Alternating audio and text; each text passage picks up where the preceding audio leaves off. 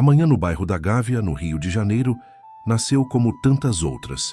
Silenciosa, banhada por uma luz dourada que se filtrava pelas copas das árvores centenárias e se derramava sobre os muros altos das mansões.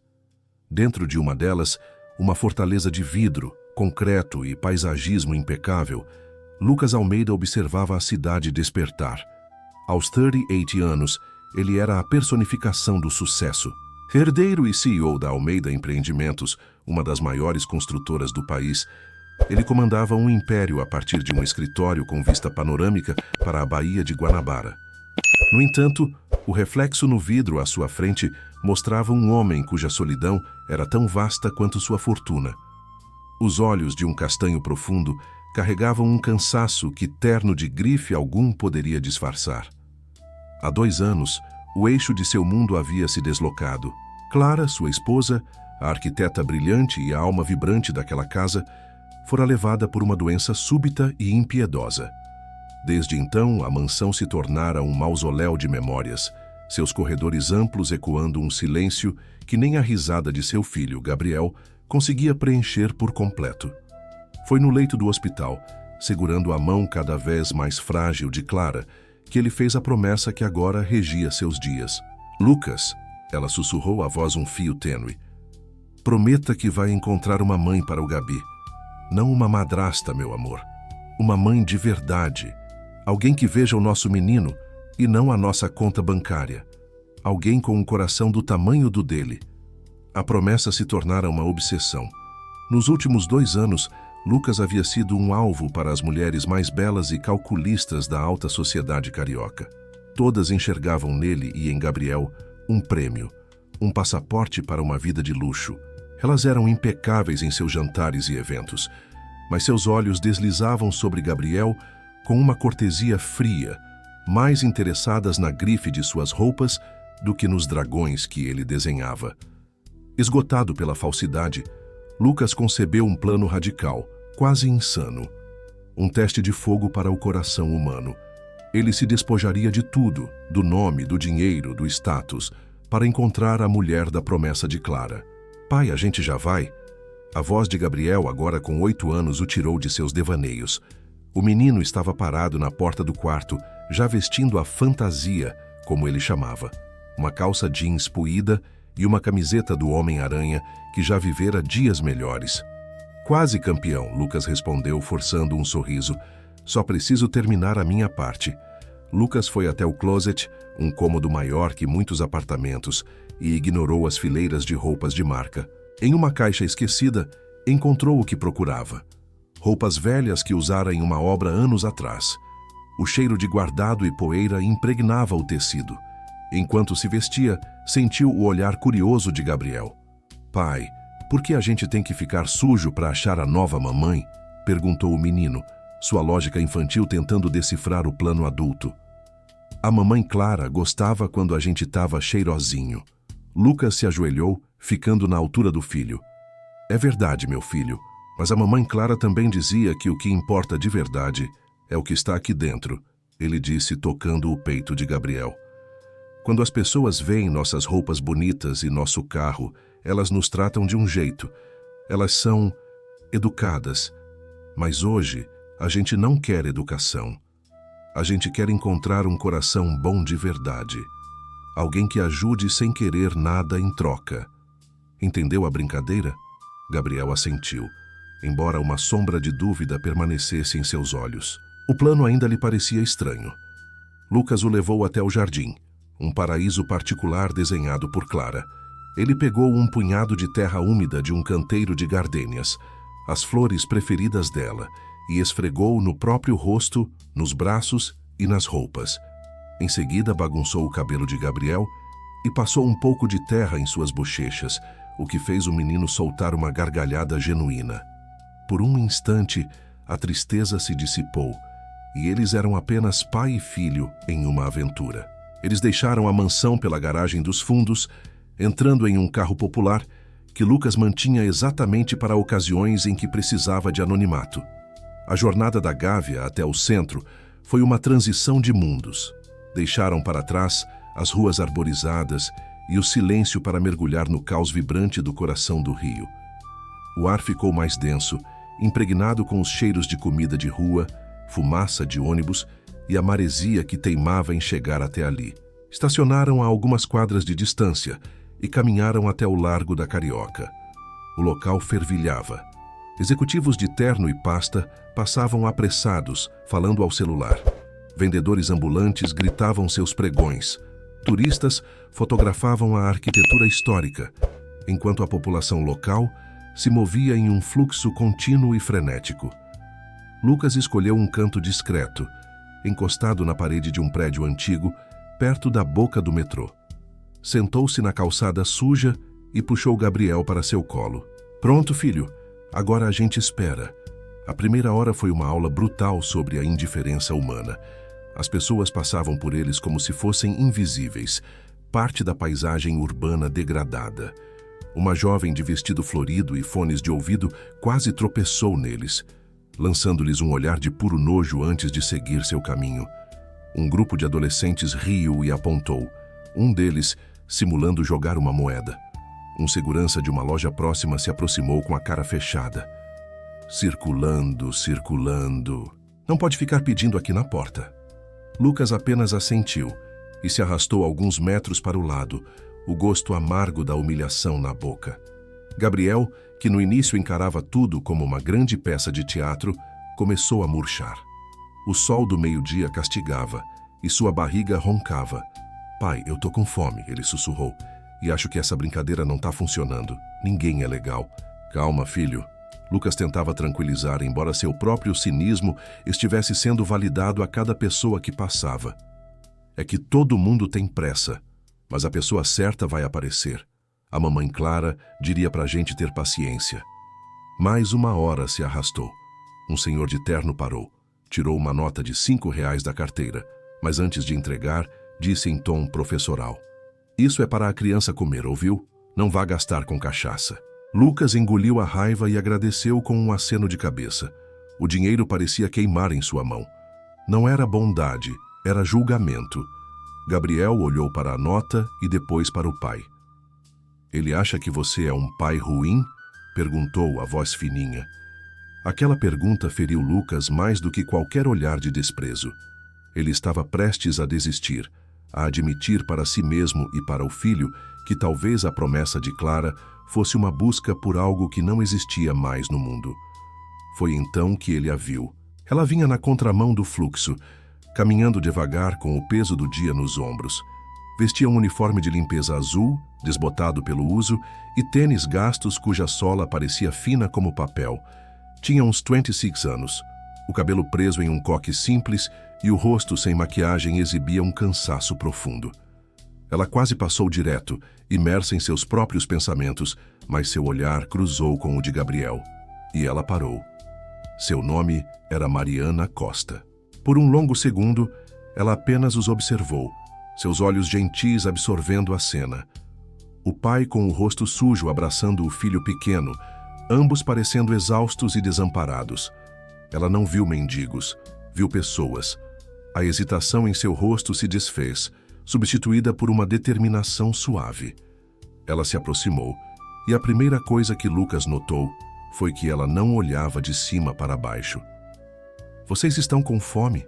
ela perguntou. A voz era mansa, com um sotaque carioca cantado, mas sem a pressa típica da cidade. Lucas ficou momentaneamente sem fala. Era a pergunta mais simples e, ao mesmo tempo, a mais profunda que ouvira o dia todo. Ele apenas assentiu. Mariana então fez algo que o chocou. Ela se agachou na calçada imunda, sem a menor preocupação com seu uniforme, para ficar no mesmo nível de Gabriel. "Oi, campeão. Qual o seu nome?" "Gabriel", respondeu o menino, tímido. "Que nome lindo." "Eu sou a Mariana", ela disse com um sorriso que iluminou seu rosto cansado. Então se virou para Lucas. Ela abriu sua pequena bolsa de tecido, surrada e claramente muito usada.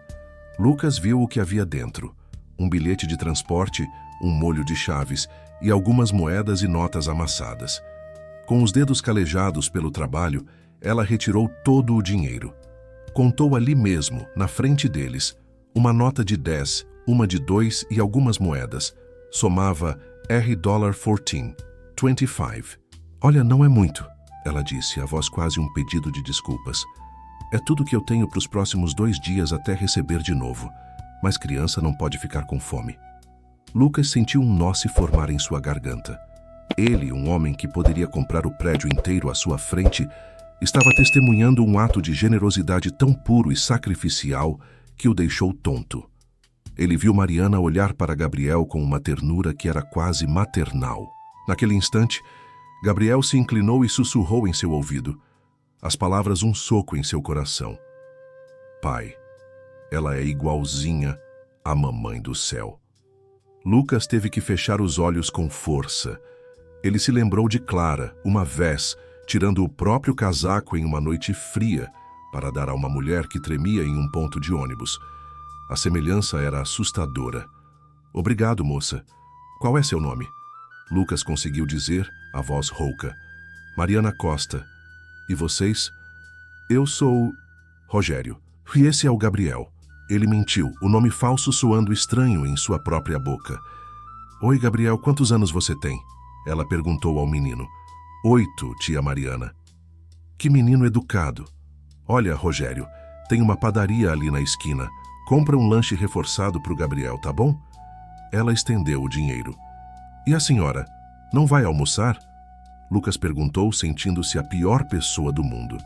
Mariana deu de ombros. Ah, eu me viro. O importante é a criança.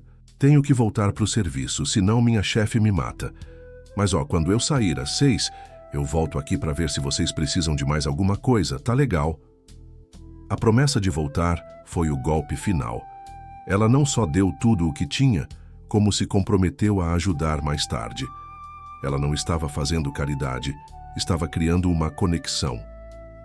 Gente ajuda a gente, né? Ela disse, como se fosse a lei mais natural do universo. E com um último sorriso para Gabriel, ela entrou em um prédio comercial acenando. Lucas ficou paralisado, segurando os $14.25 como se fossem um tesouro. Ele puxou Gabriel. Vem, a gente precisa se trocar rápido. Correram para o carro, a adrenalina pulsando. Em menos de 5 minutos, estavam de volta em suas roupas limpas e caras, sem nenhum vestígio do disfarce. Vamos entrar onde ela trabalha. Quero ver que tipo de pessoa ela é quando não está ajudando quem ela pensa que não tem nada. Na portaria do imponente edifício, Lucas perguntou onde ficava a empresa de limpeza, a Serviços Ela Bem. O porteiro informou que era no 3º andar, mas que estavam em horário de trabalho. Lucas insistiu, dizendo que era apenas para uma informação rápida. No andar, encontraram Mariana conversando em voz baixa com um segurança grande e de aparência severa, que Lucas identificou como Roberto pelo crachá. Esconderam-se atrás de uma grande coluna de mármore para ouvir. Mas, por favor, seu Roberto, não expulsa eles, não. Eram um pai e um filho, coitados. O menino é pequenininho, Mariana suplicava. Mariana, você sabe que é ordem da administração. Morador de rua na porta afasta cliente, respondeu o segurança, a voz grave. Eu sei, mas quando eu sair vou ajudar eles a encontrar um lugar para dormir. Só não expulsa agora. E se o administrador vê, eu perco meu emprego. Eu assumo a responsabilidade, ela disse com firmeza. Se alguém reclamar, falo que pedi para o senhor deixar. Lucas e Gabriel se entreolharam boquiabertos. O segurança suspirou. Você deu dinheiro para eles, né? Vi você no seu cantinho contando as moedas, Mariana corou. Dei todo o dinheiro do meu almoço dos próximos 2 dias. Mas o que eu ia fazer, seu Roberto? A criança estava com cara de quem não comia há tempo. Mariana, você é boa demais. Mal tem dinheiro para você mesma, disse o segurança, o tom agora mais suave. Se a gente não ajuda quando pode, quem vai ajudar? Ela respondeu. Roberto, vencido, cedeu. Tá bom, deixo eles ficarem até você sair. Mas se alguém reclamar, eu resolvo. Mariana agradeceu profusamente e voltou ao trabalho, empurrando seu carrinho de limpeza. Lucas a observou fascinado. Ela limpava cada mesa com um cuidado e um respeito que ele raramente via em seus próprios funcionários. Uma lágrima silenciosa rolou pelo seu rosto. Gabriel puxou sua manga. Pai, você está chorando? É que a gente encontrou ela, filho, Lucas sussurrou. A gente encontrou. Às 6 em ponto, Mariana saiu do elevador. Estava visivelmente mais cansada, mas parou na portaria. Seu Roberto, eles ainda estão lá fora? Tão sim. O pai mandou agradecer. Conseguiram comprar comida para o menino. O alívio no rosto dela foi palpável. Que bom. Vou dar uma passada lá antes de ir para casa. Ela saiu e procurou por Rogério e Gabriel no lugar onde os deixara. Ao não os encontrar, uma expressão de genuína preocupação tomou conta de seu rosto. Foi a deixa de Lucas. Gabriel, vem. Vamos falar com ela. Eles se aproximaram. Mariana se virou, surpresa com a aparição dos dois, agora tão diferentes. Nossa, que diferença! Vocês estão limpinhos, com roupa boa. Conseguiram tomar banho em algum lugar? Um conhecido deixou a gente usar o chuveiro dele. Lucas mentiu, o coração pesado de culpa. E compramos comida para o Gabriel. Ele comeu direitinho. Sai, fico muito feliz. E agora? Vocês têm um lugar para dormir hoje? A gente ainda está meio perdido. Sou de Belo Horizonte. Vim procurar trabalho. Meu nome é Rogério Silva. Sou vendedor, mas estou desempregado há uns meses. Mariana balançou a cabeça, solidária. É difícil mesmo, ainda mais com criança. Tem algum lugar para ficar hoje? Na verdade, não. A gente estava vendo se conseguia um albergue. O que veio a seguir selou o destino de Lucas. Mariana hesitou por apenas um segundo, olhando para o rosto esperançoso de Gabriel. Olha, não tenho muito espaço lá em casa.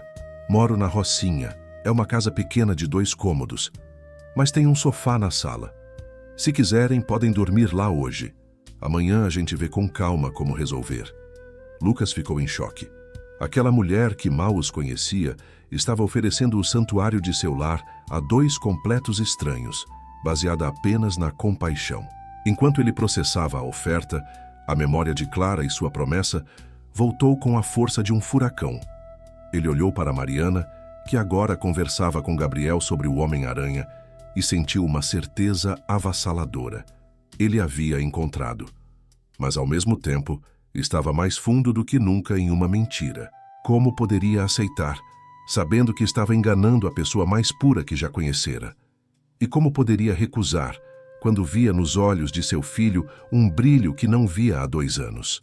Preso entre a culpa e a esperança, ele se preparou para dar o próximo passo nessa jornada perigosa, sabendo que cada mentira o afastaria mais da verdade, mas talvez o aproximasse do que seu coração mais procurava. A primeira noite no sofá de Mariana foi um tormento para Lucas. Deitado no estofado gasto, mas impecavelmente limpo, ele ouvia a respiração suave de Gabriel, que dormia no chão sobre um colchão improvisado, e os sons da comunidade da Rocinha que entravam pela janela aberta, uma mistura de latidos distantes, um samba abafado e conversas que flutuavam no ar noturno. Cada som era um testemunho da vida real e vibrante que ele havia invadido com sua farsa. A culpa o consumia.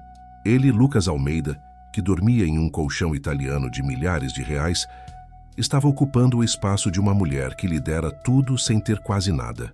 Pela primeira vez em anos, ele não se sentia solitário. Sentia-se um impostor, um profanador de um santuário de bondade. Na manhã seguinte, ele inventou uma desculpa para sair cedo, prometendo voltar à noite. Deixou $300 escondido debaixo de uma almofada. Um gesto que, ele sabia, era um insulto patético à generosidade dela, mas que sua mente condicionada ao dinheiro não conseguiu evitar. Assim começou a vida dupla de Lucas e Gabriel. Durante o dia, Lucas era o CEO implacável, assinando contratos multimilionários e presidindo reuniões em salas de diretoria frias e impessoais. À noite, ele se transformava em Rogério Silva, o vendedor batalhador. Comprou um celular pré-pago barato, o telefone do Rogério, e salvou o número de Mariana com um coração ao lado. Para justificar suas ausências e a aparência por vezes cansada, informou a sua equipe na Almeida Empreendimentos que estava envolvido em um projeto social sigiloso, uma mentira conveniente que lhe rendeu acenos de admiração de seus subordinados. Para Gabriel, a transição foi ainda mais marcante. Na sua escola de elite na Barra da Tijuca, ele era o filho do Dr. Lucas, um menino quieto que participava das aulas com uma eficiência polida, mas raramente sorria. Seus colegas falavam sobre as últimas viagens à Europa e os novos videogames. Gabriel falava pouco, sentindo um abismo entre seu mundo e o deles. Mas quando o motorista o deixava em um ponto de encontro combinado e Lucas os levava de ônibus para a Rocinha, Gabriel se transformava. Tirava o uniforme engomado, vestia suas roupas simples e corria para a rua para jogar bola com os meninos da vizinhança, seus novos amigos, que não se importavam com o sobrenome de seu pai, mas sim se ele era bom no gol. Ele aprendeu a comer o feijão com arroz e farofa que Mariana preparava com tanto carinho, achando-o 1000 vezes mais saboroso que os pratos elaborados que a cozinheira da mansão servia. Mariana, por sua vez, abraçou-os em sua vida com uma naturalidade desconcertante. Após encontrar o dinheiro na manhã seguinte à primeira noite deles lá, ela ligou para Rogério, a voz firme. "Você esqueceu um dinheiro aqui. Pode vir buscar, mas da próxima vez que pensar em fazer algo assim, vou ficar muito chateada. Eu não te ajudei por dinheiro." A repreensão envergonhada de Lucas solidificou o respeito que ele sentia por ela. Ele aprendeu a observar os pequenos detalhes de sua rotina. Ela acordava antes das 5 da manhã, deixava o café pronto para eles, enfrentava 2 horas no transporte público para chegar ao trabalho, voltava exausta, mas sempre com um sorriso para Gabriel. Nos fins de semana, a pequena casa se enchia de vida. Mariana ensinou Gabriel a fazer brigadeiro de panela e a cozinha se encheu de risadas e chocolate. Rogério ajudava a consertar uma torneira que pingava ou a carregar as compras do mercado. Eram momentos de uma domesticidade tão simples e genuína que Lucas sentia seu coração, há tanto tempo blindado, começar a rachar. 3 meses se passaram nesse ritmo. O que começou como um teste se tornou a realidade mais verdadeira que Lucas já vivera.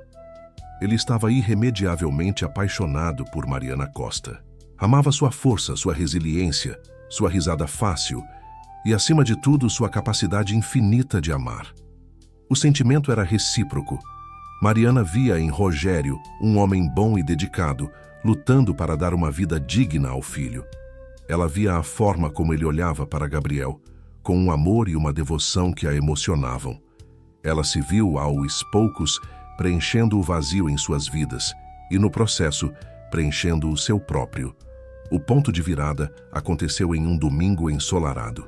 O cheiro de alho e temperos flutuava pela casa, enquanto Mariana preparava o almoço. Lucas a observava da porta da cozinha, hipnotizado pela maneira como ela se movia com uma graça eficiente no espaço minúsculo. Ela transformava ingredientes simples em um banquete de afeto.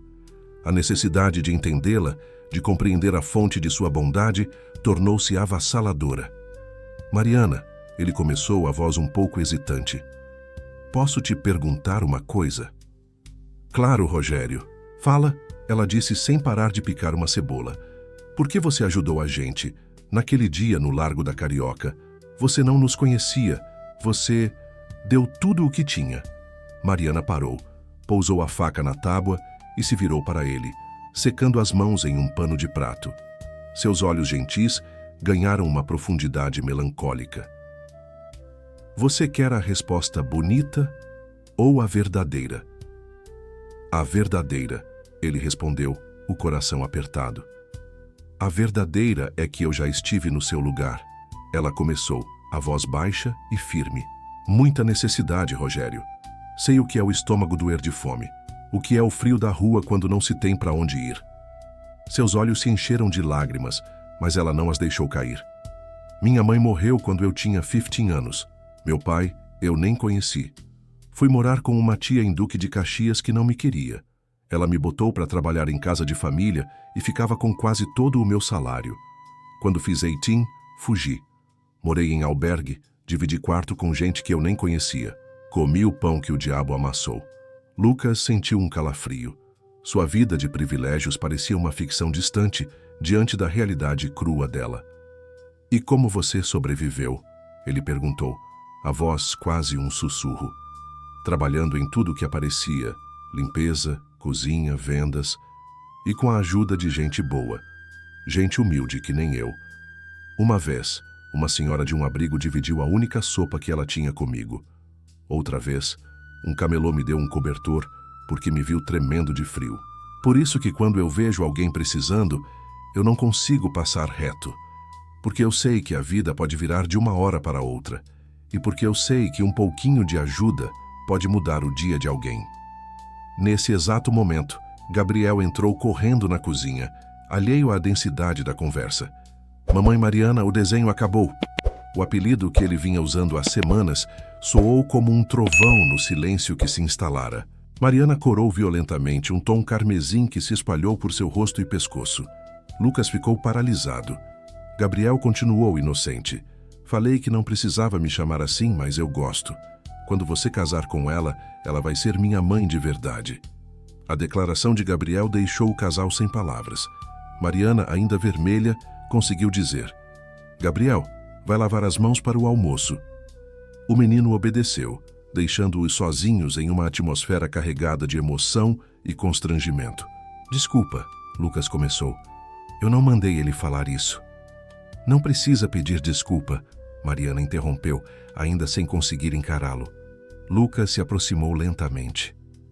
Na verdade, ele disse, a voz cheia de uma sinceridade que transcendia a mentira de sua identidade. Eu também tenho pensado nisso, Mariana. Estes 3 meses foram os melhores da minha vida. Você e o Gabriel. Vocês me fizeram lembrar como é bom ter uma família. Ela finalmente levantou o olhar. Eu também, Rogério. Vocês dois encheram minha vida de uma alegria que eu nem sabia que existia. A distância entre eles desapareceu. Naquela cozinha pequena com o cheiro de feijão e esperança no ar, Lucas a beijou. Foi um beijo que carregava o peso de 3 meses de sentimentos contidos, um beijo de gratidão, de admiração e de um amor tão profundo que o aterrorizava. Mais tarde, subiram para a laje da casa, de onde se via um mar de telhados e se ouvia a sinfonia da comunidade. Enquanto Gabriel brincava com um carrinho, eles conversavam. Você nunca quis sair daqui? Ir para um lugar melhor? Lucas perguntou, testando as águas. Mariana sorriu, um sorriso genuíno. Aqui é o meu lugar melhor, ela respondeu, apontando para as casas ao redor. Essa comunidade me acolheu quando eu não tinha nada. A dona Neuza, aquela da janela florida, me emprestou panela quando me mudei. O seu Carlos, que tem a borracharia ali embaixo, me fiou comida quando eu estava sem dinheiro. Aqui, quando alguém está passando dificuldade, todo mundo ajuda. Quando está feliz, todo mundo comemora junto. Ela olhou para ele. No seu mundo é assim? A pergunta o atingiu como uma punhalada. Em seu mundo de muros altos e condomínios fechados, ele mal conhecia seus vizinhos.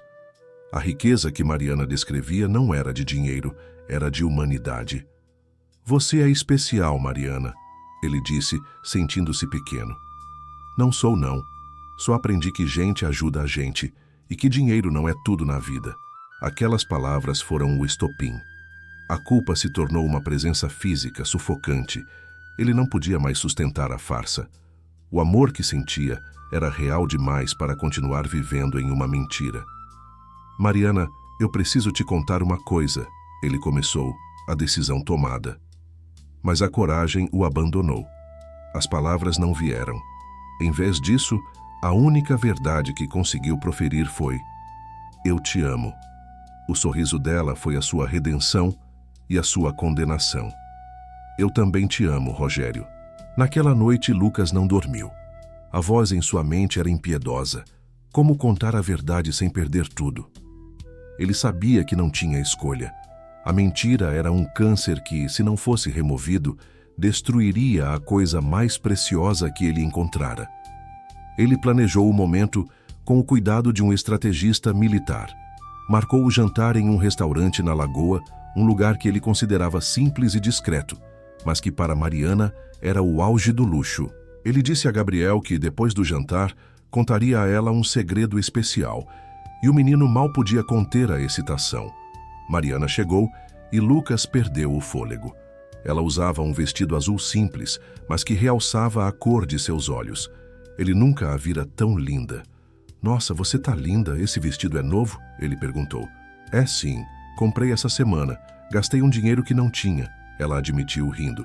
Mas queria estar bonita para você hoje. O coração de Lucas se contraiu. Ela que mal tinha dinheiro, fizera um sacrifício por ele. O homem que poderia comprar a loja inteira. No restaurante, a opulência do lugar, os garçons de gravata, as toalhas de linho, o silêncio reverente, deixou Mariana e Gabriel maravilhados. Você não devia ter gasto tanto, Rogério, ela sussurrou. Chegara a hora. As mãos de Lucas suavam. Mariana, preciso te contar uma coisa muito importante, ele disse, a voz tensa. É sobre quem eu realmente sou. Gabriel se mexeu na cadeira, animado. Agora você vai contar, pai. A palavra ecoou na mesa. Pai, Mariana repetiu, a testa franzida em confusão. Gabriel, por que você chamou o Rogério de pai? Lucas pegou a mão dela. Estava gelada. Mariana, meu nome verdadeiro não é Rogério Silva, é Lucas Almeida. Ele fez uma pausa, o nome pairando no ar como uma sentença. Eu sou o dono da Almeida Empreendimentos. Sou milionário, Mariana. O rosto dela passou por uma sucessão de emoções, confusão e incredulidade, e então um lento e terrível amanhecer de compreensão. A cor sumiu de suas bochechas, deixando-a pálida como cera. Ela puxou a mão da dele como se tivesse tocado em fogo. Como é que é? Ela sibilou. Naquele dia na praça, ele continuou, as palavras agora se atropelando em sua pressa para explicar. Eu e o Gabriel estávamos fazendo um teste. A gente se disfarçou para ver quem tem bom coração de verdade. Mariana o encarava, os olhos enormes e cheios de uma dor que ele nunca esqueceria. Era como se ele a tivesse apunhalado. Vocês estavam fingindo? Ela sussurrou, a voz quebrada. Mentiram para mim esse tempo todo? Mariana, posso explicar? Explicar o quê? Ela o cortou, levantando-se abruptamente, as pernas trêmulas. Que você brincou comigo? Que me fez de cobaia em um experimento social de rico? Você me fez de idiota por 3 meses. Não foi assim. Eu me apaixonei por você. Amor? Como pode falar de amor? Você não me conhece. Você conhece uma idiota que acreditou nas suas mentiras. As pessoas nas mesas vizinhas começaram a olhar, e a humilhação no rosto dela se intensificou. Eu dei todo o dinheiro que eu tinha para vocês, todo. Passei fome para ajudar e era tudo mentira. Mamãe Mariana, não fica brava, Gabriel gritou, começando a chorar. O olhar dela se voltou para o menino e seu coração pareceu se partir em mais um pedaço. Daniel, meu amor, ela disse, a voz embargada por um soluço. A mamãe Mariana precisa ir embora. Mas você disse que ia ser minha mãe para sempre, ele chorou.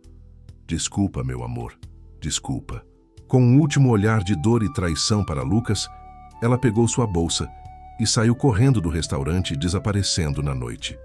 Lucas ficou para trás, paralisado, no meio do salão luxuoso, com o choro desesperado de seu filho ecoando em seus ouvidos, o som de seu mundo, o mundo real que ele finalmente encontrara, se despedaçando irremediavelmente. Com todo o prazer.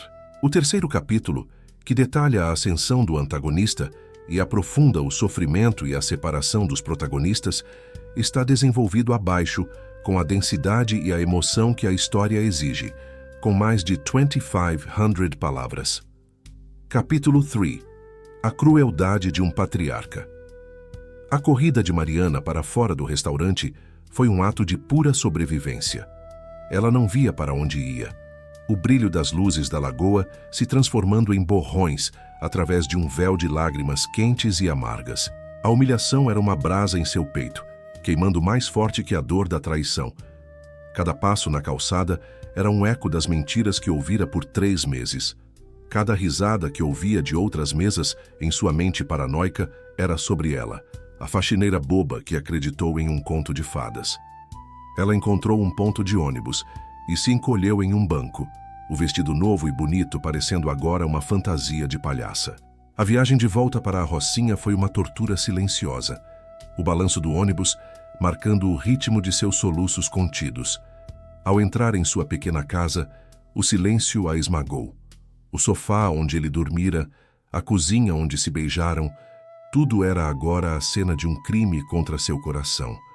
Ela se sentiu violada, não em seu corpo, mas em sua alma, em sua essência, naquilo que tinha de mais precioso, sua capacidade de confiar e de amar. Enquanto isso, no restaurante, Lucas permanecia catatônico. O choro de Gabriel era a única coisa real em um mundo que acabara de se desfazer. Ele pagou a conta em um transe, mal registrando o olhar de pena do garçom. No carro, a viagem de volta para a Gávea foi feita em um silêncio pesado, quebrado apenas pelos espasmos do choro do filho. Gabriel, exausto de tanto chorar, finalmente adormeceu no banco de trás, o rosto manchado de lágrimas. Lucas dirigia com as mãos crispadas no volante. O ódio que sentia por si mesmo era tão intenso que o deixava enjoado. Como pôde ser tão arrogante, tão estúpido? Acreditou que poderia controlar um experimento com emoções humanas e saiu com o coração partido e a vida do filho em frangalhos. A ironia era esmagadora. Em sua busca por um coração de verdade, ele havia agido como alguém que não tinha um. Ao chegarem à mansão, a grandiosidade fria do hall de entrada pareceu zombar dele. A casa estava silenciosa, mas uma luz acesa vinha do escritório. Lá encontrou seu pai, Sérgio Almeida.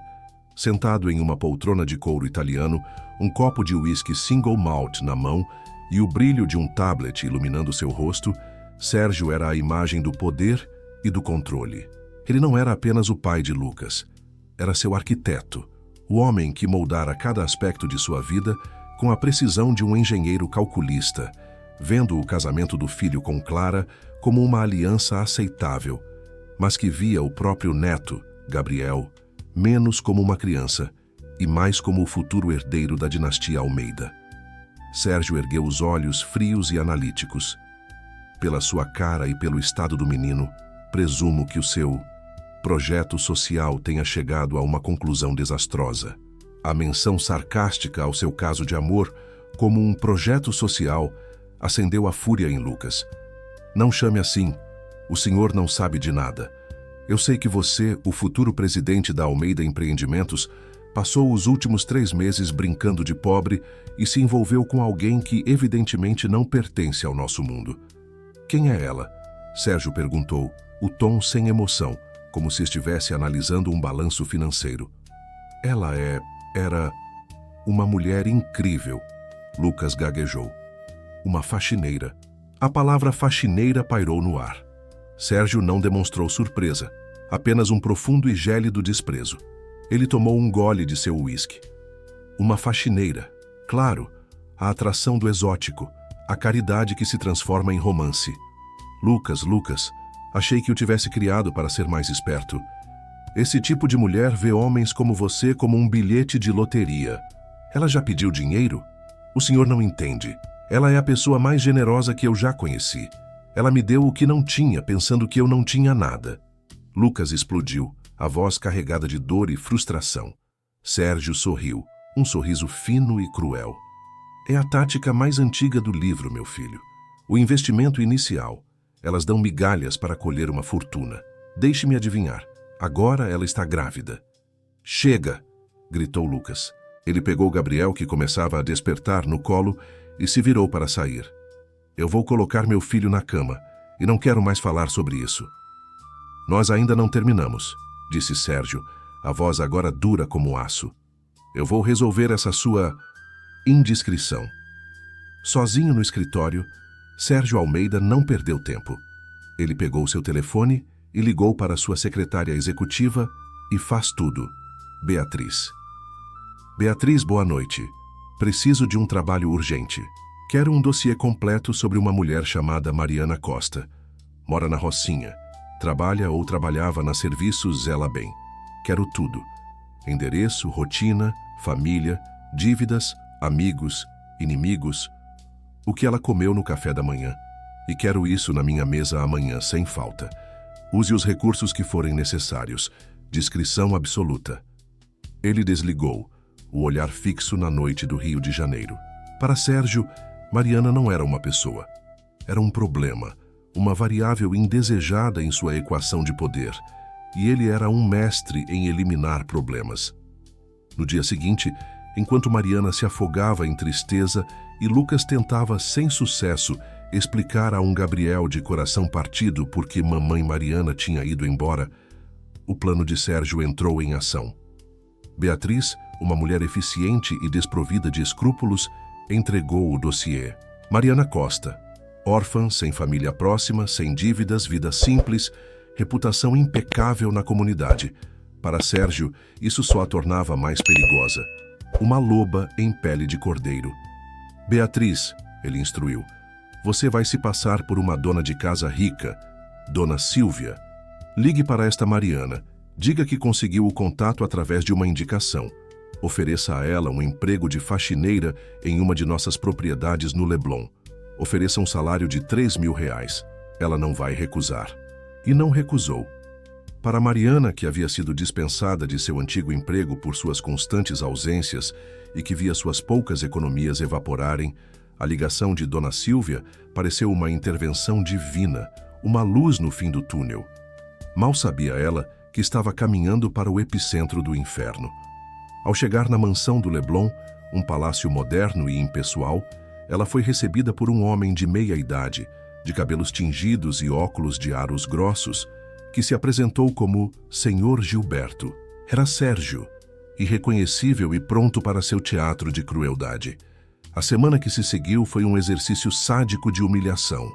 No primeiro dia, Gilberto a fez limpar 3 vezes a mesma sala de jantar, alegando encontrar manchas microscópicas que só ele via. No segundo, depois que ela passou horas polindo o piso de mármore de um banheiro, ele entrou com sapatos deliberadamente sujos de lama, pisoteando o trabalho dela. "Oh, que descuido o meu", disse ele com um sorriso falso. "Limpe de novo, por favor." No terceiro, ele derramou uma travessa de comida no chão da cozinha e a observou limpar de joelhos, dizendo: "Gente como você nasce para servir gente como nós, não é mesmo?" Cada dia era uma nova tortura psicológica, desenhada para quebrar seu espírito, para fazê-la sentir-se pequena, insignificante, um nada. A confrontação inevitável aconteceu no final da semana. Enquanto limpava o escritório, Mariana viu um porta-retratos com uma foto de Gabriel. Seu coração parou. Antes que pudesse processar, a voz de Gilberto soou atrás dela. "Achou algo interessante?" Ele entrou na sala, tirou os óculos e o disfarce se desfez. "O senhor é o pai do Lucas", ela sussurrou, o terror se misturando à compreensão. "Prazer em conhecê-la oficialmente, senhorita Costa", disse Sérgio, saboreando cada palavra. "Queria apenas que você entendesse qual é o seu verdadeiro lugar neste mundo." Como se orquestrado pelo diabo, Lucas entrou na mansão naquele exato momento, procurando pelo pai. Ele estacou na porta do escritório, acena à sua frente um soco no estômago. Mariana, com uniforme de faxina, e seu pai, com um sorriso triunfante. A discussão que se seguiu foi um desastre. Lucas, pego de surpresa, gaguejou. Mariana, sentindo a humilhação em sua forma mais pura, o acusou de ser cúmplice da crueldade do pai. "Eu não sabia", ele gritou. "Claro que não. Por que um milionário se preocuparia com uma faxineira pobre?" Ela retrucou, a voz carregada de mágoa. E com uma dignidade que Sérgio jamais poderia comprar, ela se demitiu e foi embora, deixando para trás um Lucas devastado e um Sérgio satisfeito. Mas a vitória de Sérgio não estava completa. Ele sabia que o amor de Lucas, por mais abalado que estivesse, ainda existia. Era preciso destruir a imagem de Mariana em sua mente e, ao mesmo tempo, aniquilar qualquer esperança no coração dela. Ele iniciou a segunda fase de seu ataque, uma campanha de desinformação em 2 frentes. Primeiro, foi até a Rocinha. Deixou seu sedã de luxo na entrada da comunidade e subiu as vielas com um desprezo mal disfarçado. Encontrou Mariana em casa e, com uma falsa compaixão, disse-lhe que Lucas já havia seguido em frente. Ele está noivo da Isabela Rocha, da família dona da Rocha Metais. O casamento será em dezembro. Ele mentiu, mostrando em seu celular fotos antigas de Lucas em um evento social ao lado da bela socialite. Ele já voltou para o mundo dele, minha querida. Não crie ilusões. As fotos eram a prova visual que esmagou a última centelha de esperança de Mariana. Em seguida, ele foi ao escritório de Lucas na Almeida Empreendimentos. Chegou com uma pasta cheia de documentos falsos, forjados por especialistas. Filho, sei que é difícil, mas você precisa saber a verdade sobre essa mulher. Ele mostrou a Lucas falsos contratos de empréstimo com a assinatura dele perfeitamente falsificada. Ela está usando seu nome pela cidade, dizendo que vocês iam se casar. Está contraindo dívidas que os credores estão me cobrando. Lucas olhou os papéis incrédulo. A mentira mais vil veio em seguida. E tem mais, disse Sérgio, o tom grave. Ela está espalhando pela vizinhança que está grávida e dizendo que o filho é seu. Lucas empalideceu. Grávida. Sim, continuou Sérgio implacável. Mas não se preocupe, já mandei investigar. O pai é um ex-namorado dela, um sujeito qualquer de lá. Ela só quer dar o golpe da barriga em você. A combinação da prova documental com a mentira sobre a gravidez foi devastadora. Lucas, já fragilizado e confuso, começou a ceder à manipulação do pai. O golpe de misericórdia foi planejado com uma precisão cirúrgica. Sérgio sabia que precisava de uma prova final e irrefutável da desonestidade de Mariana. Ele instruiu Beatriz a ligar para ela mais uma vez, oferecendo-lhe a quantia exorbitante de R$5,000,00 por uma única faxina de fim de semana na mansão do Leblon. Meu marido vai dar uma festa importante. Preciso de tudo impecável, mentiu Beatriz. Mariana hesitou. Voltar àquela casa era como voltar ao local de sua tortura. Mas R$5.000 era mais do que ela ganhava em 3 meses. Era a chance de um recomeço, de pagar um aluguel adiantado em outro lugar, de fugir das memórias. A necessidade falou mais alto. No sábado, a mansão estava silenciosa. Mariana trabalhou com o coração na mão, limpando e polindo, querendo apenas terminar e ir embora. No meio da tarde, Sérgio apareceu. Vim apenas buscar uns documentos, disse ele casualmente. Ele entrou na sala onde ela limpava, tirou do pulso um relógio de ouro maciço, uma peça caríssima, e o colocou sobre uma mesa de centro. Continue seu trabalho, não se preocupe comigo. Ele saiu deixando o relógio ali, uma isca brilhante. Mariana terminou a sala e foi à cozinha buscar mais produtos. Quando voltou, o relógio não estava mais na mesa. Ele deve ter pego, pensou aliviada. Às 6, quando estava prestes a ir embora, Sérgio voltou. E ele não estava sozinho. Trazia Lucas consigo. Filho, queria te mostrar uma coisa importante, disse Sérgio, a voz carregada de uma falsa solenidade. Lucas viu Mariana e seu rosto se fechou. O que você está fazendo aqui? Antes que ela pudesse responder, Sérgio interrompeu. Mariana, por acaso você viu o relógio que deixei nesta mesa? Um relógio de ouro muito valioso. Eu... não sei, senhor. Quando voltei da cozinha, ele não estava mais aqui. Interessante, disse Sérgio, fingindo ponderar. Só estávamos eu e você na casa. Posso revistar sua bolsa? O sangue de Mariana gelou. Pode, reviste tudo, eu não peguei nada, disse ela jogando a bolsa sobre a mesa. Com uma lentidão teatral, Sérgio abriu a bolsa, remexeu nos poucos pertences dela e, de repente, ergueu a mão. Lá estava o relógio de ouro, brilhando sob a luz. Mariana ficou paralisada, o ar lhe faltando nos pulmões.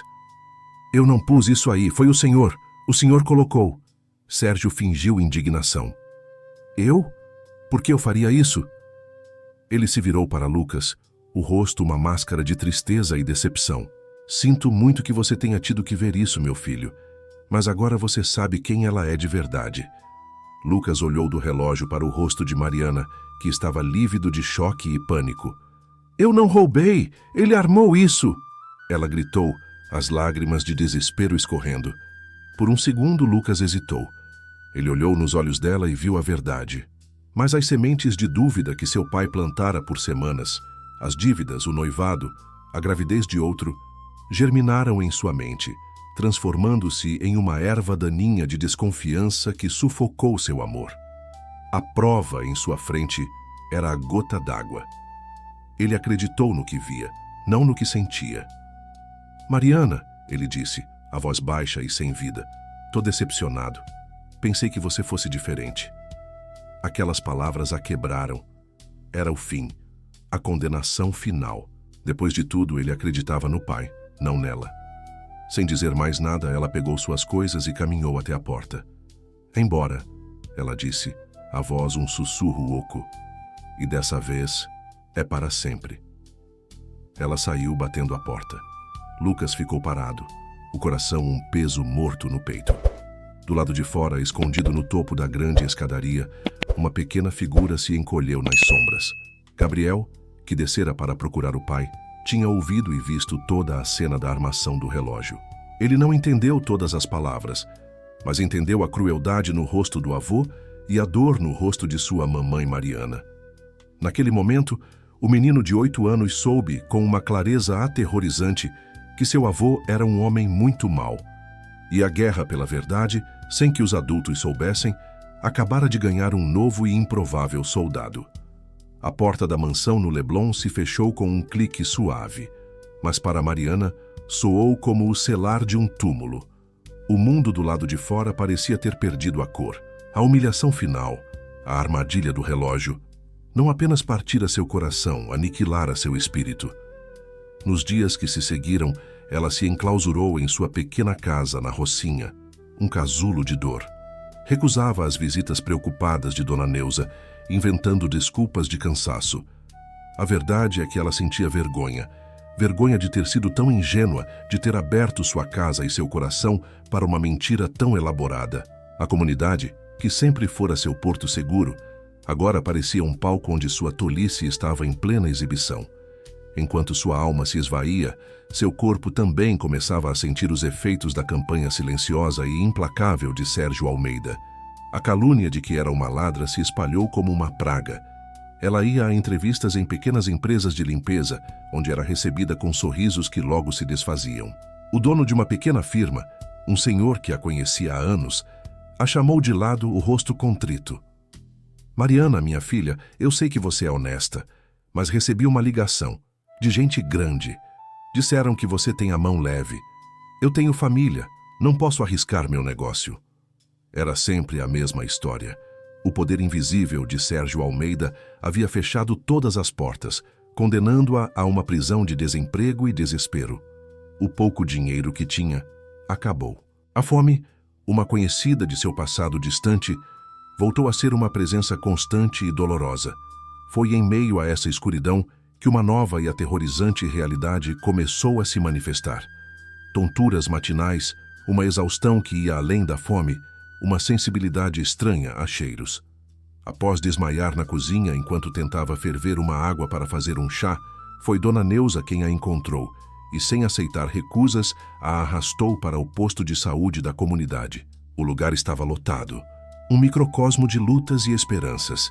E foi ali, em uma pequena sala de consulta, que a médica, uma mulher de olhar bondoso e mãos firmes, lhe deu a notícia que mudaria tudo.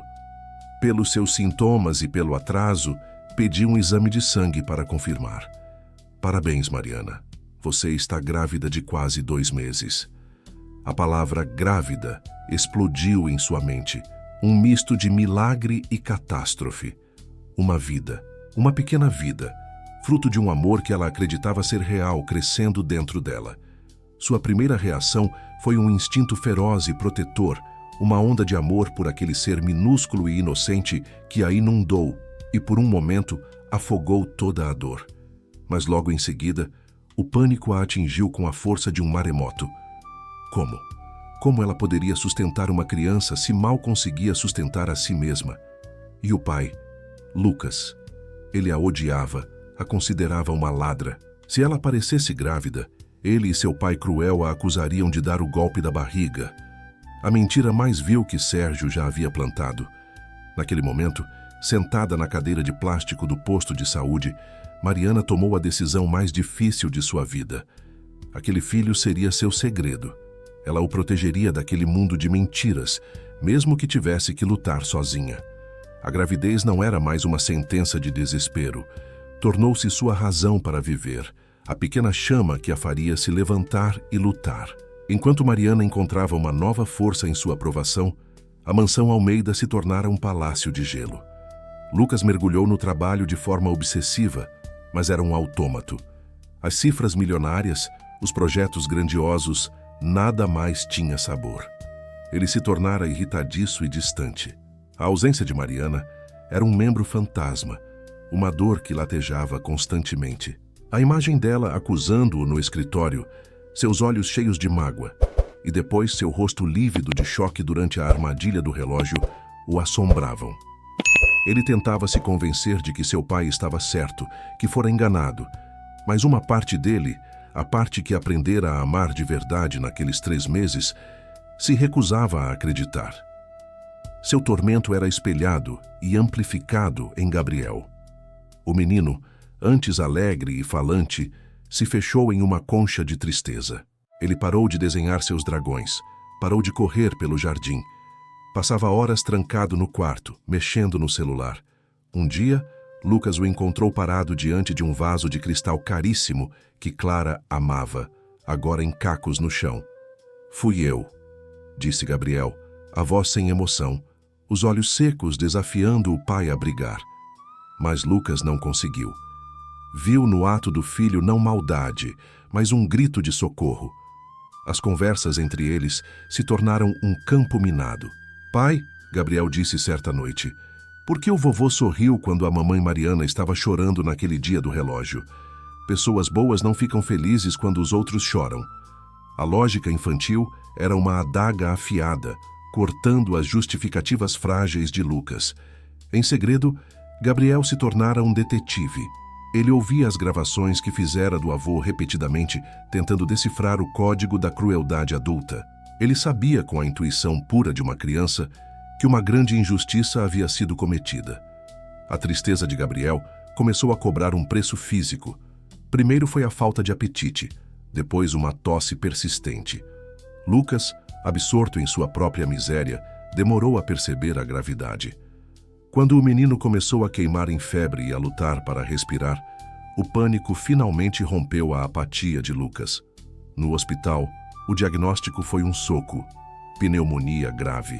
O corpo de Gabriel, enfraquecido pela tristeza, havia sucumbido.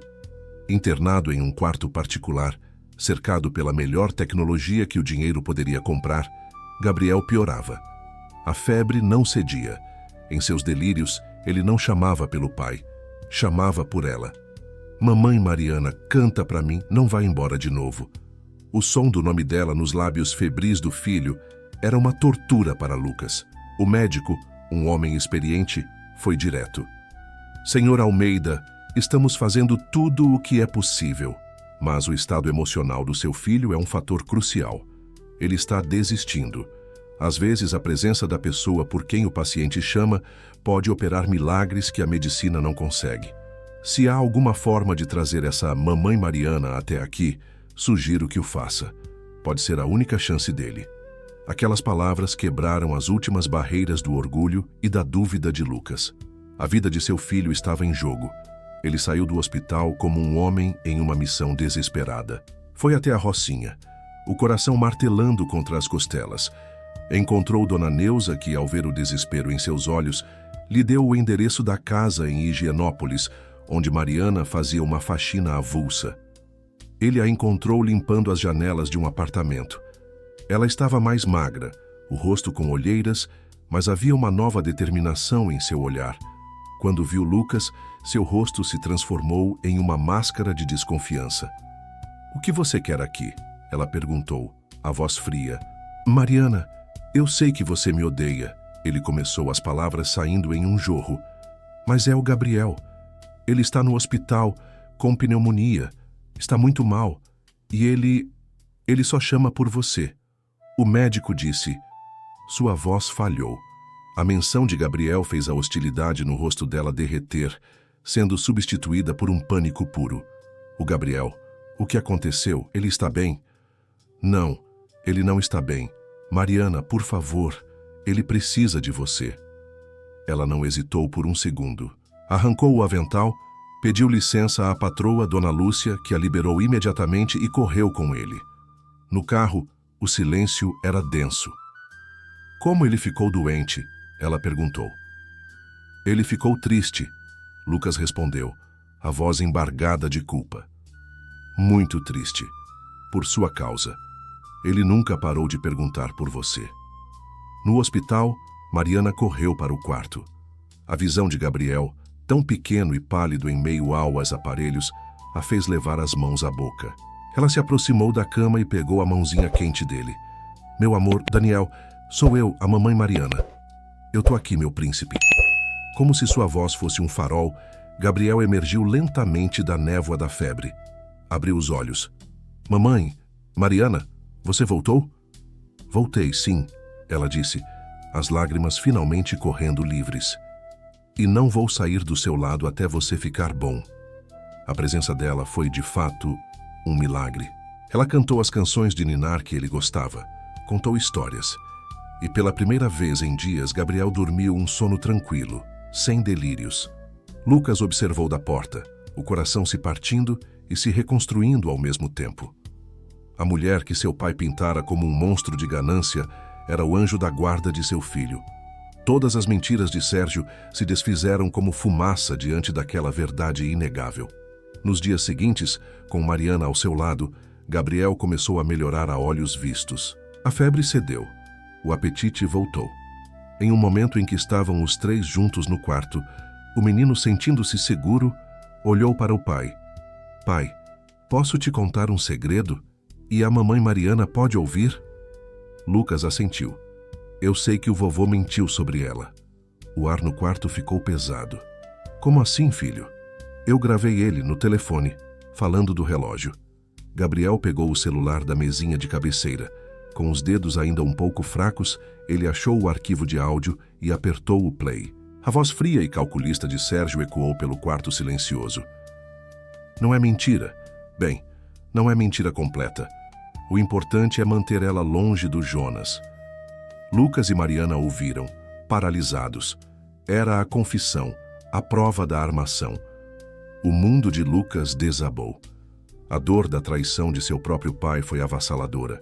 Ele caiu de joelhos ao lado da cama, o rosto entre as mãos, os soluços sacudindo seu corpo. Mariana, me perdoa. Meu Deus, me perdoa. Eu fui um idiota, um fraco. Eu devia ter confiado em você. Mariana, que ouvira a prova de sua inocência, sentiu um alívio imenso, mas vê-lo desmoronar daquele jeito despertou nela não a vingança, mas a compaixão. Ela tocou o ombro dele. Lucas, levanta. O importante é o Gabriel. Não. O importante é que eu destruí tudo por acreditar nele. Ele chorou. Ele ergueu o rosto, os olhos vermelhos. Eu te amo, Mariana. Eu nunca parei de te amar, mesmo quando pensava o pior. Me perdoa, por favor. Eu também te amo, Lucas. Nunca parei, ela admitiu, a voz baixa. Foi então, em meio àquela catarse de dor e perdão, que ela decidiu que era hora da última verdade. Lucas, tem mais uma coisa. Eu estou grávida, de 4 meses. O bebê é seu. Se o mundo de Lucas havia desabado, agora ele se reconstruía sobre novas e mais fortes fundações. Um filho, outro filho, um símbolo de seu amor, um segredo que ela guardara mesmo em sua pior provação. Vou ter um irmãozinho? Gabriel perguntou da cama, os olhos brilhando.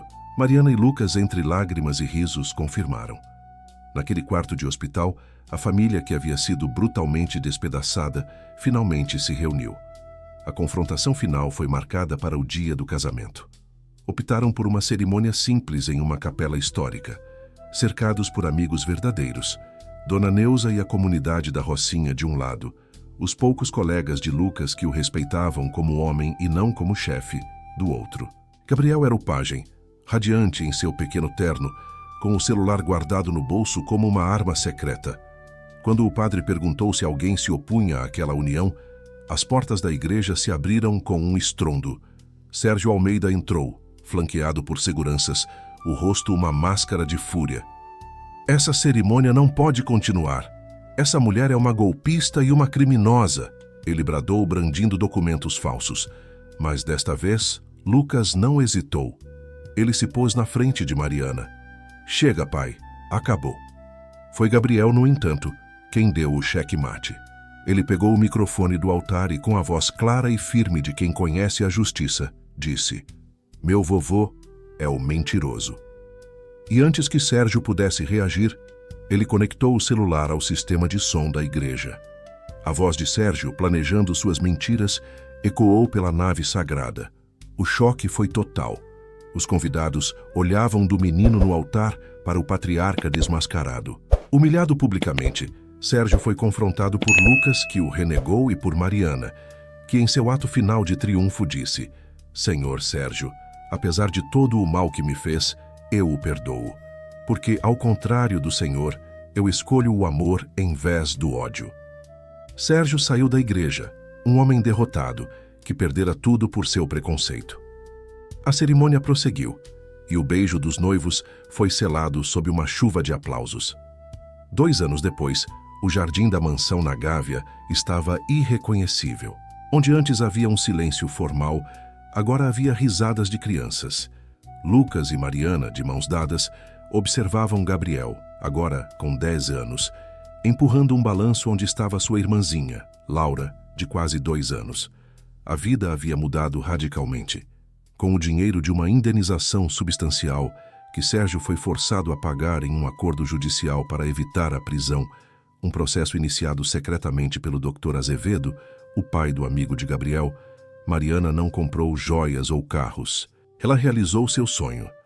Uma ala inteira da mansão foi convertida na sede da Fundação Recomeçar, uma creche e centro de apoio comunitário que oferecia educação, alimentação e esperança para dezenas de crianças da Rocinha e de outras comunidades.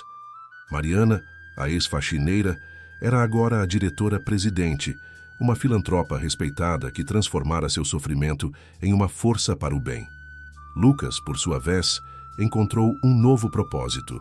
A Almeida Empreendimentos agora tinha um braço social robusto, construindo moradias populares e investindo em projetos educacionais. Ele não era mais apenas um CEO, era um parceiro na missão de sua esposa. "Pai, mamãe", chamou Gabriel correndo até eles. Recebi um cartão do vovô. Lucas e Mariana se entreolharam. Sérgio vivia recluso desde o escândalo. O cartão era simples. Dentro, uma caligrafia trêmula dizia apenas: "Feliz aniversário, meu neto. Sinto sua falta." Lucas abraçou sua família. A jornada fora longa e tortuosa. Aquele teste cínico, nascido da dor e da desconfiança, os levara ao inferno, mas também os guiara para a redenção. Ele olhou para Mariana, cujo coração provou ser o maior tesouro que ele jamais encontraria. Olhou para Gabriel, seu pequeno herói, que lhe ensinara sobre a verdadeira coragem. E olhou para a pequena Laura, o símbolo de seu futuro. "Quem diria", sussurrou Lucas, "que uma busca por um coração de verdade nos ensinaria tanto sobre o nosso próprio?" Mariana sorriu, o sol do fim de tarde iluminando seu rosto. "O amor não é um teste para ser passado, Lucas. É uma verdade para ser vivida." E ali, no jardim que agora florescia com um novo propósito, a família Almeida se abraçou, a imagem da esperança resiliente. Eles eram a prova de que as maiores fortunas não se medem em cifras, mas em compaixão, e que mesmo das mentiras mais cruéis, o amor, quando é verdadeiro, sempre encontra um caminho para a luz. Deixe aqui nos comentários de onde você está assistindo este vídeo. Se você gostou deste vídeo, curta e se inscreva no canal para nos apoiar.